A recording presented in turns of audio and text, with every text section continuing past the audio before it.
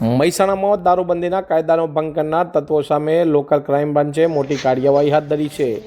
ઊંઝા નજીક મકતુપુર ગામ પાસે હાઈવે રોડ પર આ પોલીસે એક ટ્રકને અટકાવી તપાસ કરતા કરોડો રૂપિયાના વિદેશી દારૂનો જથ્થો મળી આવતા ભારે ચકચાર મચી ગઈ હતી. પોલીસને મળેલી ચોક્કસ બાતમીના આધારે કરવામાં આવેલી આ કાર્યવાહીમાં ટ્રકની અંદર ખૂબ જ ચાલાકીથી દારૂનો જથ્થો સંતાડવામાં આવ્યો હતો. ઉપરના ભાગે ખાલી માટી ભરેલી બોરીઓ ગોઠવી નીચે મોટી માત્રામાં વિદેશી દારૂ રાખવામાં આવ્યો હતો. તપાસ દરમિયાન કુલ 674 પેટીએમો ભરેલી 41,000થી વધુ બોટલો મળી આવી હતી. દારૂ ઉપરાંત ટ્રક, મોબાઈલ ફોન, રોકડ રકમ અને અન્ય સામગ્રી મળી કુલ 1 કરોડ 1 લાખથી વધુનો મુદ્દામાલ જપ્ત કરવામાં આવ્યો છે. આ સમગ્ર કાર્યવાહી મહેસાણા એલસીબીની ટીમ દ્વારા હાથ ધરવામાં આવી હતી.